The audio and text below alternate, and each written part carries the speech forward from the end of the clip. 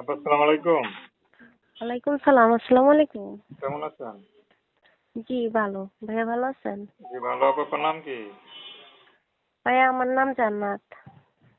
জান্নাত আপু, কি করেন আপনি? কিছু করি না, বাসায় থাকি। আচ্ছা, ইউটিউবে কেন আসছেন? ইউটিউবে আসছি ভাইয়া, গরিব মানুষ, অসহায় করে আসছি ভাইয়া, খাইতে চলতে পারি না, খুবই কষ্ট পাই, অসহায় করে আসছি।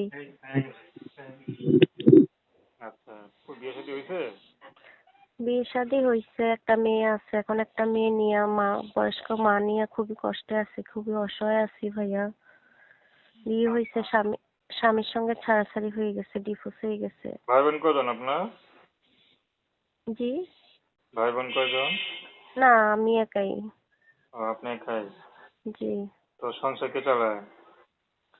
সংসার এখন আম্মু কাজ কাম করে চালাইতো, এখন আম্মু অসুস্থ। এখন আমিও কাজ কাম করতাম, বাসাবাড়ির কাজ কাম করতাম। বাসাবাড়ির কাজে যাইলে মানুষে বলে যে বাচ্চা নিয়ে আইছে, এটা সেটা বকাবকি করে, বাচ্চা জিনিস নষ্ট করে, কান্নাকাটি করে, বাচ্চার জন্য কাজ কাম করতে পারি না, মানুষে বকাবকি করে। সেই জন্য বাচ্চারা নিয়ে কাজ করতে পারি না, বা রাইখা যাবো তাও করতে পারি না।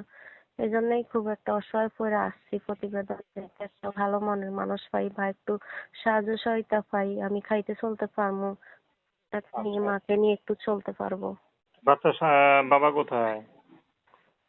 বাচ্চার বাবা নাই, ডিভোর্স হয়ে গেছে। কেন ডিভোর্স হলো কেন?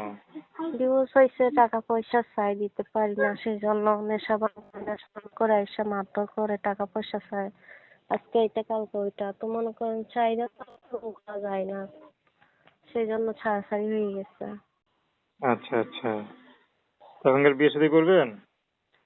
এই যে আমি গরিব মানুষ, এখন বাড়ি ঘর নাই, অসহায় আছি, একটা বাচ্চা আছে বিবাহিত। এখন আমার সবকিছু জেনে শুনে যদি আমার দিকে কেউ যদি হাত বাড়ায়, করতে চায়, সব পুরুষ তো আর ভালো না, সবাইও খারাপ না, ভালো খারাপ মিলাই আছে। যদি পাই মনের মতো তাহলে বিয়ে শাদী বসবো, যে আমার পাশে এসে দাঁড়াবে।